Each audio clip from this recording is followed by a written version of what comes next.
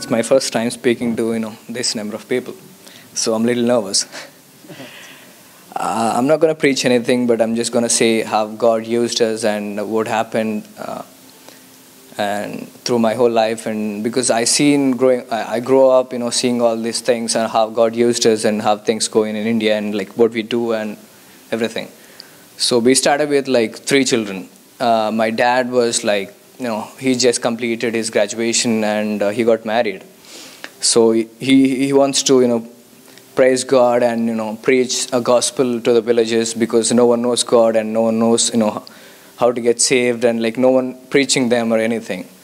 Because he was about to die when he was 7 years old with blood cancer. So God healed him miraculously, and when he grown up here, he decided like the life he's living now is the gift of God and it should be useful and it should be for the glory of the God.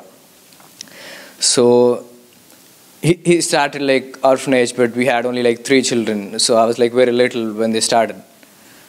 And so it was very tough and we didn't have financial support and, it's like, it's a strange thing going on in the village. They're like, why are you doing these kind of things? A lot of many questions. Especially in Indian typical villages, they don't encourage these kind of things.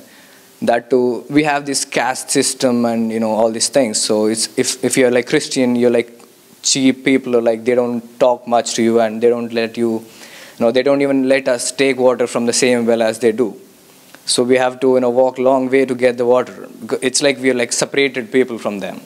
So whatever we do, it's like it's strange and it's not good for them because it's like degrading them. So because we are living among them and we are like, it's like we are worshipping Americans' God. They believe like, see, this is not for us. So it was so tough and God was always there and he was always faithful to us. So then after like a couple of years, then we moved to Manuguru. That's when we started like big orphanage. So that's when the numbers get increasing. So God gave us like good opportunities to find some people and good connections and all, like as like you guys, because I'm so happy to be here because you help like more than 100 children, and I can't tell you how happy they would be if they come, if they are in my place to see you guys, because it's you guys are helping. It's their life, and you see in the video the food they eat, the clothes they wear, the blankets, the boxes, everything. And it's just all because God was in your heart and He is talking to you and amazing things happen. And so it's grown up and now we have like, around little more than 4,500 kids in like different orphanages. But the one you see it has like around 1,000 kids in that. So like India, especially in southern part, there are like millions of orphan kids who don't have parents, who don't have food, who don't have education. So most of the kids in this orphanage were, bought from the railway station, bus stations, and they're begging somewhere and they're stealing for food. So this is the kind of situations these little kids came from, and they don't know what is God, they don't know what's discipline, they don't know how to listen to the elders. They know nothing, literally. And it's been like 7, 8 years. We started like this big orphanage in Tanikella, and slowly God's using us to increase. It was like 250 children around in the starting. Now in like 3-4 years now it's 1,000 children, and we are praying for more and more. And thank you so much for all of your support, and we appreciate and we love you guys so much for that. And especially when it comes to a country like India, not just the orphan children, we also do the church planting, self-help projects. We also do physical handicap, leprosy, services, and many other things. So my dad was also suffering with polio when he was like very little, around 6, 7 age, at the same time. So he always wanted to, do something for the physically handicapped children. So we also opened a physically handicapped home in Manuguru. Uncle Leo was there. So I think, yeah, they visited the place. So that's when, so then we needed a school because we don't have a quality education to go give to these children, because yeah, we're giving them food and clothing, but what if they don't have a good education? They're not going to be like growing up and do something good. So God helped us to, He gave us a window to open a school in Manuguru. Then we did the same thing in Tanikella, and we're doing the same thing in Hyderabad also. Like these are the like big orphanages going on right now. When all these things are going, God is using so much, but at the same time, even Satan and evil is also influencing my family so much. Like My mom has been sick with epilepsy and migraines and like sudden etc things from it's been like 15 years, and she's suffering all the time.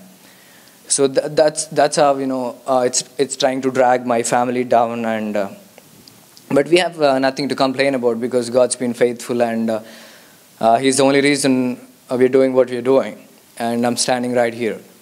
And I thank God so much for that. And Uncle Leo, he told me like some of the, I'm going to ask some of the youth to come visit India the next time in 2017.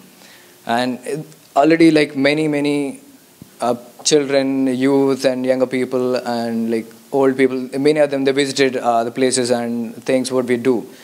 And what I heard from them was it's really good experience for them, and it's good to see what God is doing and how God is using people in different parts of the globe. And because things are totally different. You see the kids, they hardly get 3 times meal, and they don't have many things to play. They don't have parents, especially they don't have no one to take care of them.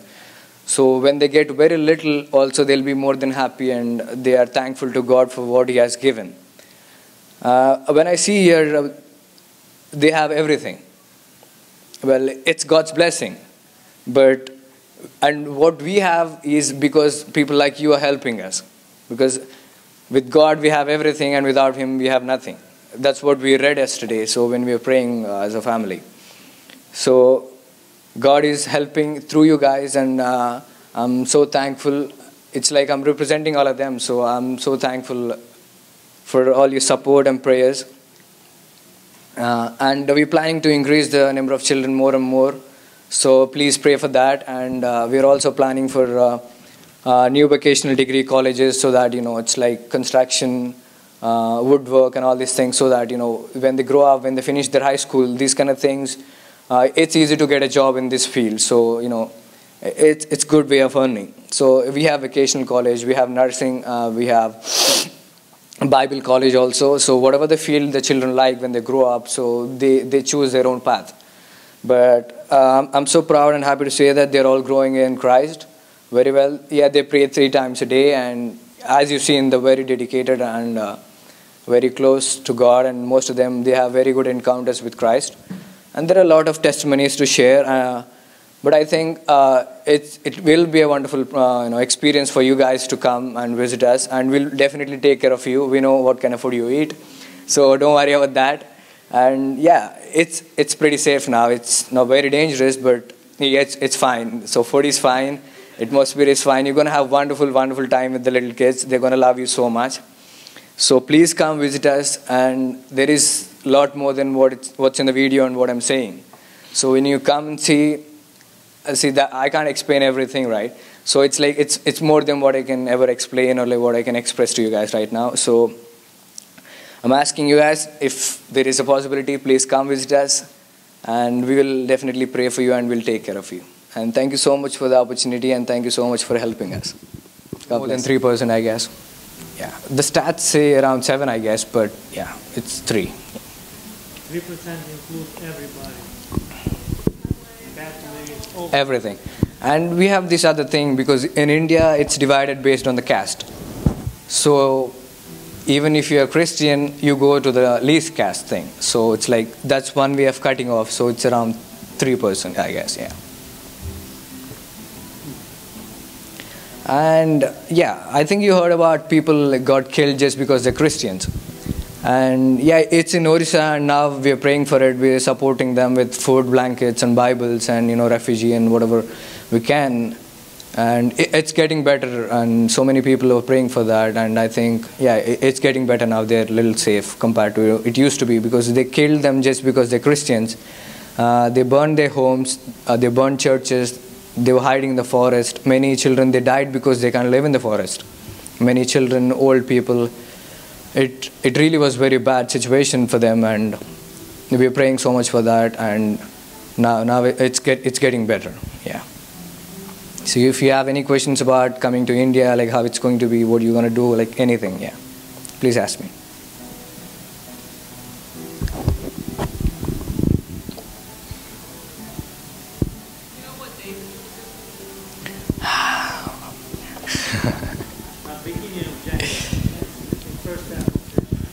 because it's good time to come. Right now it's very hot in India.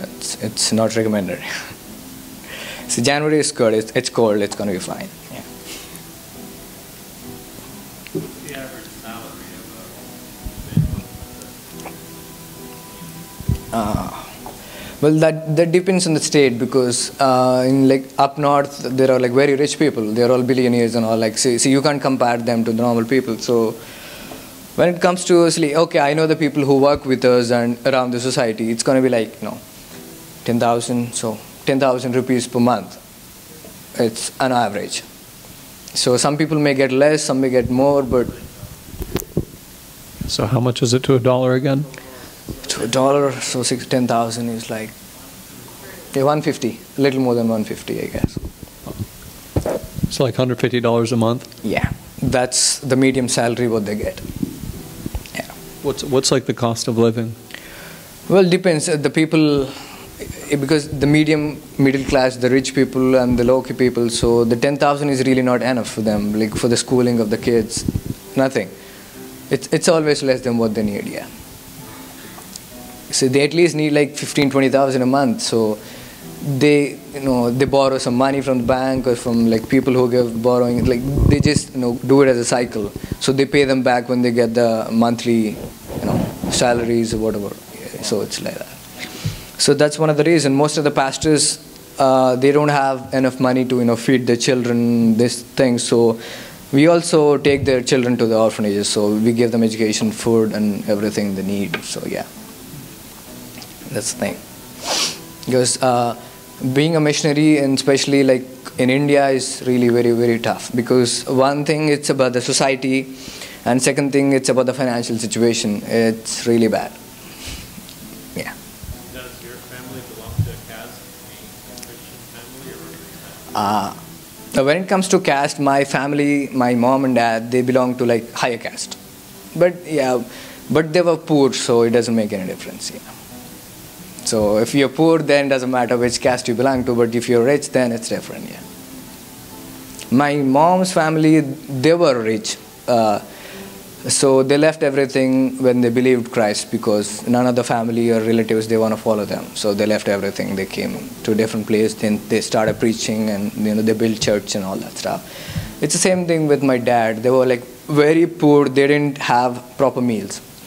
So my grandmother and my grandfather, they used to fast so that my dad and his sister can eat.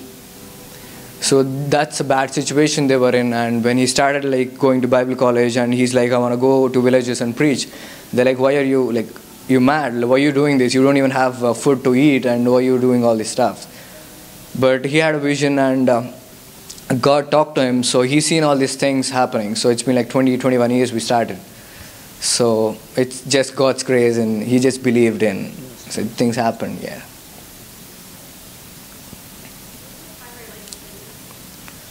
When it comes to India, like more than half of the India, they can speak Hindi. But I live in southern part, so we have like 6 states. Every state has a different language. So if I go to a different state, I'm like, the state next to us, I can't speak the language. It's different. So the funny thing is, even I speak to them in English. I studied my undergrad in different states, so I can't speak them in their language. So I speak to them in English. So it's the same thing in masters here. So I have friends from different states of country. I'm like, my Indian. But we all speak in English because we don't know each other's language. Yeah. No. When it comes to, you're asking about the orphan children? In general, nowadays they're learning English, yes. Yeah, they can understand, I think, yeah. They can ask, what's your name, how are you doing, I'm doing this is my name, and so on, so kind of. It's learning. So, luckily, I studied in an English medium school, but studying in English medium is not affordable. It's very tough. So now we are trying to implement this kind of thing so that kids, they learn English from basic. Yeah. My native language is Telugu, so that's my mother tongue. So we also have Hindi. It's like national language. So everyone, they study Hindi, but speaking is a little different. And we also have English as third language. So yeah, that's how I speak English. Yeah, I'm just learning. I'm not good. I know that. There was a question, I'm just interpreting Yeah. Victor. He's asking, what percentage of the orphans become either pastors or ministers when they grow up? You know that answer. See, I don't know about the percentage exactly, but every year there will be at least 40 to 50 children who are completing the high school. So it's like at least 15, 20 of them, they go to Bible college. So some go to vocational, some go to nursing. So maybe at least 20%, I guess. Yeah, I know that's not a lot when it comes to 50% graduating, but it's still good because they know how it's going to be once you want to go preach in the villages, and they know what's happening. So 20 is a big number, I guess. Yeah. We're trying to encourage more and more, by giving them financial support and things they need, because we need to boost them and motivate them for what they're doing. They know it's good work what they're doing, but it's really tough, to be practical. But God's good. Things are going well now. Like 20 is a good number, I guess. Around 2015 every year is. Yeah. Do you know how many people died in mission trips, beaten to death? That's uncountable number. By God's grace, now it's lowering. The number is not good, but if you go preach the gospel, then you get beaten for sure. So they will, like some of them were like killed, some of them were beaten, some of their homes were burned, just because it's like they don't accept Christ. It's like it's different countries' religion, not ours. So you're doing something demonic. That's what they think. But Uncle Leo, he knows one story. So it's about Pandu. He's a pastor in the village. So there is this Hindu priest. So he came to know Christ because of him. So things like that happened, and God's been, it's like blessing and for His own glory also. And yeah, good miracles are going on, but yeah, it used to be very bad. Even now things happen when it goes to deeper villages and all. They burn Christians' home just because they're preaching some foreigner god to them. So they don't like that things happen. Yeah. Can you tell what's like a typical day like for the kids? Yeah. So when it comes to the kids, they wake up like 5 o'clock in the morning. They pray, then they brush, wash, like everything. They take a shower and everything. Then they eat breakfast at like 7:30 in the morning. Eat late because it's like 1,000 kids. It takes time. So it's around 8. Then they go back. They get ready with the school uniforms and everything. They have school at 9:30. Then they have break at like around 12:30 to 1 in the afternoon. Then they have lunch. Then they have school till 5:30 or 4:30, 5:30. It depends on the day. Sometimes they have half day when it's Saturday. So after that, then they play. So yeah, we have a good ground, like big one. So they all play till like they get tired, 6:30. Then 6:30 they fresh up, they take shower and again. Then they sit for studies. So it's like 7:38. They study for 1.5 to 2 hours in the night. Then they eat. Then they go back to prayer. So when everything's done, they sleep by 9:30, 10. Depends. So if they are in high school, they study for a little more time in the night because they have the common exams and they need a little more preparation. And on the Sunday, they wake up same 5 o'clock in the morning. But the school time, like 9:30 to 12:30, they have the prayer time. So it's really amazing. Like 1,000 kids with all the workers in there, their wardens, teachers. It's a very big hall. So they all pray together and they have music, they worship. You can really feel God's presence when you're really up there. And that's one other thing. And when it's done, they have games, they play, they watch something. They have TVs too. Yeah, we don't let them watch like normal channels and all that, but they watch sports sometime. They watch some God's films or anything. And they play and they sleep early on the Sundays and all because they have school in the morning again Monday. And most of them, they don't have anyone to take them back home on like holidays or something. So we try to plan like, right now today they had their school day. So it's like they have some drama, some worship, some songs. They have like special food and performances and all this stuff. So they have special nights, special days, special Sundays, and these kind of things because that's how they get the entertainment. And they feel like other than school because they don't have anyone to take them home. and it's really sad. So we don't let them feel these kind of things. So even there are 1,000 kids, they're all from different families. They all feel like, brothers and sisters, and they're very good in Christ, and they always, pray all the time, and they're very good believers too. Yeah. That's a typical timetable, or like how they follow these things. Yes. Awesome. Yeah.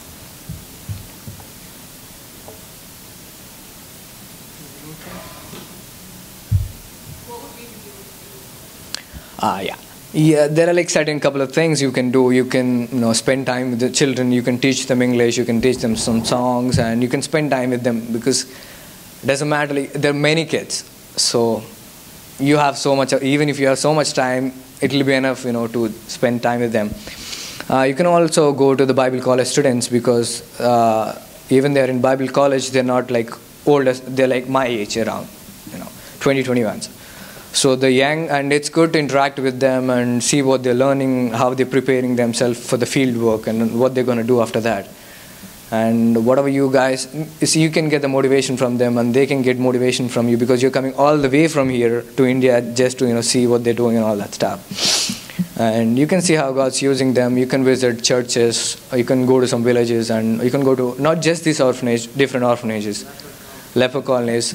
You can go to old age homes. You can go to physically handicapped homes.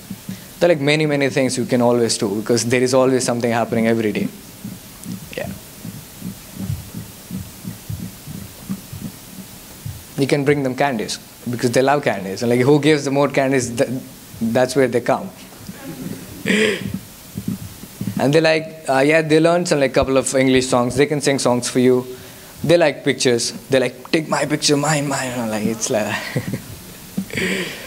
and they love you. See, even they don't know your name, they know that you guys are praying for them and supporting them, so they always love you. And they're so thankful for what they get, because they grown up in some conditions like they get nothing, not even food. I said, like, they're stealing for food.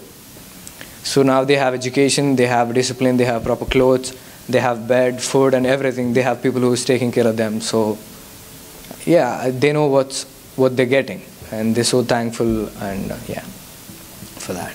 You can spend wonderful time with them. Believe me, it's gonna be good.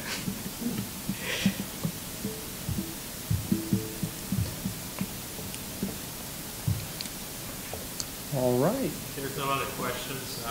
We just want to thank you, Brother Dave, for sharing. Brother